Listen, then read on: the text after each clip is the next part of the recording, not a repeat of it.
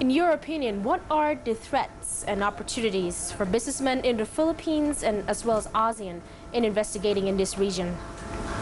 In my view, I spoke yesterday about resource constraints and the limits to growth, particularly with regard to how Asia develops. And I think the big issue that business in particular needs to consider is what the trajectory of growth at all costs today will mean in the future, and particularly the role of the state in trying to make sure that we have growth which is fair, inclusive, and equitable. And I would argue that our current trajectory of unfettered growth, unchecked growth, will create great risk, not just for businesses, but more importantly for social harmony in the region, because we're following a model of economic growth which is premised on a Western ideology that more is always better. And we live in a region in which we have a lot of people and limited resources, and I think this must be fundamental to any sort of economic thinking, and therefore the framework within which business is done. And for this beauty-related economy, how has the markets and threats changed, and how it will change if the ASEAN Economic Community nears? Well, I mean, I think that the main changes that will take place will be driven by the greater inequalities that are being created by the current economic model. It's enriched a lot of people. It's created, in my view, an aura of prosperity, but underlying that are great inequality. So the trends that we need to be watching are not just the traditional economic sort of metrics of growth, but the more underlying social, resource, environmental metrics, which are all sort of going in the wrong direction. So I think businesses should be very, very aware of that. But I argue in my book that essentially it's the role of the state to direct this these trends, try and shape them in the right direction so that we have long-term prosperity rather than what I fear might be short-term prosperity in the more sort of pockets of growth in the cities in certain areas. So in your book, why do you think the Asian model for economic growth is unsustainable? Is it too conventional, especially for ASEAN? Well, I argue in the book that there is no Asian model, and that's what we need to develop. What we have is essentially a Western model of economic growth, which is based on consumption-led growth, principally. So if you look at the current problems in the West, the problem is essentially one of overconsumption, leading to essentially people living beyond their means. Put very crudely, you know, the subprime mortgage, etc. in the US is people living in debt, and you can't do this forever. The problem is in this part of the world, post-independence, etc., we followed the same model. This was the model that was pushed out around the world by the Western institutions. And I'm not saying it was all wrong, but today, 50, 60 years after independence, this part of the world needs to be thinking very, very carefully. Given that in 2050 we'll be having about 5 billion people, 5 billion people aspiring to live and consume like Americans is a very, very bad idea. And so you don't need to be a rocket scientist to understand this. But this conversation is not taking place in Asia.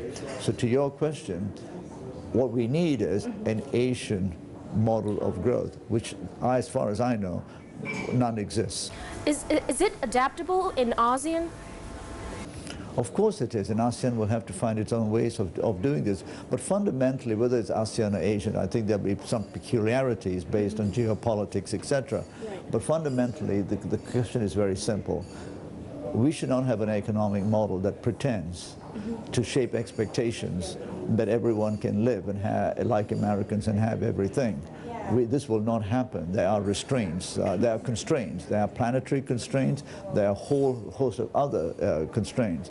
We should also be very careful in thinking or believing that free markets, technology and finance will solve all of these problems. They will not. And so this is why the models will be peculiar to each nation. But the role of the state becomes very, very important, and therefore because we need rules. And I think one of the things that needs to be debated and be the most important challenge of our times will be how are we going to strengthen the institutions of the states. Clearly we need to address issues of corruption, but also redefining what rights are. Thank you very much.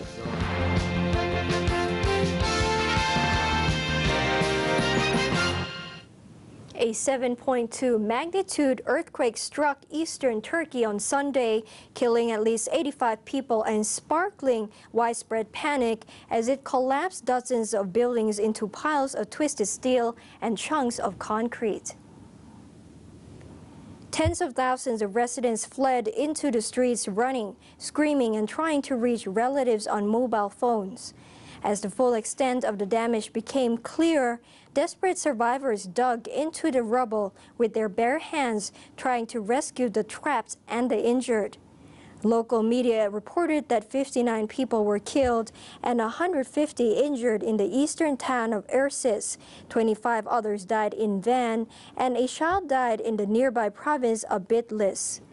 Turkish scientists estimated that up to 1,000 people could already be dead, basing the calculation on low local housing standards and the size of the quake. The hardest hit was Ersis, a city of 75,000 close to the Iranian border, which lies on the Ersis Fault in one of Turkey's most earthquake-prone zones. Van, about 55 miles or 90 kilometers to the south, also sustained substantial damage. In Van, terrified residents spilled into the streets screaming. Rescue workers and residents scrambled, using only their hands and basic shovels to save those who were trapped. Residents sobbed outside the ruins of one flattened 8-story building, hoping that missing relatives would be rescued. Up to 80 buildings collapsed in Ersis, including a dormitory, and 10 buildings collapsed in Van, the Turkish Red Crescent said. Local media said Van's airport was damaged and planes were being diverted to neighboring cities.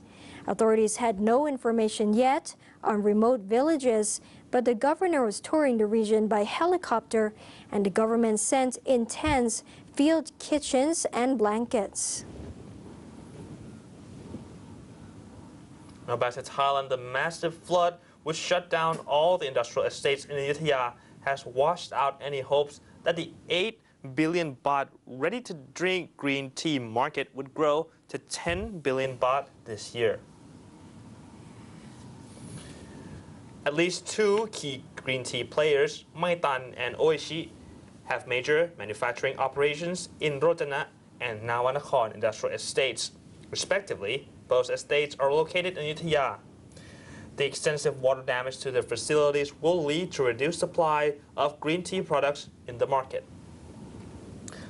Tan Pasakor Nathi, CEO of Maitan, expects the green tea market to freeze at about 8 billion baht, which is the same as last year. It would take at least 6 months to about a year for the 2.4 billion baht green tea factory and high-tech machines to resume normal operations. But the company has no plans to lay off more than 100 staff at the factory or cut their wages, he said. Maitan had targeted 1.5 billion baht in total sales this year, with 1.2 billion coming from the beverages and 300 million from foods. But now he expects total sales to drop to 1.2 billion baht to 1.3 billion baht. Oishi Group also expects its total sales this year to dive from 11 billion baht targeted earlier to 9 billion to 9.5 billion baht after 2/3 of its production was wiped out by the floods. Oishi president said Oishi's food and beverage factory in Nawanakorn might be closed for 3 to 6 months for restoration. And that's all the time we have today in ASEAN Business Report. Thank you for watching us, and don't panic about the flood situation. Be prepared and listen to official statements. And you can watch our program in English news from 12 to 1 p.m. And if you need updates in the night, you can watch ASEAN Newsroom from 9 p.m. to 10:30. And you can also leave your comments or suggestions for us on our Twitter and Facebook accounts. I'm Weena Jongprasit. And this is Natakon Ploddy. สวัสดีครับ สวัสดีค่ะ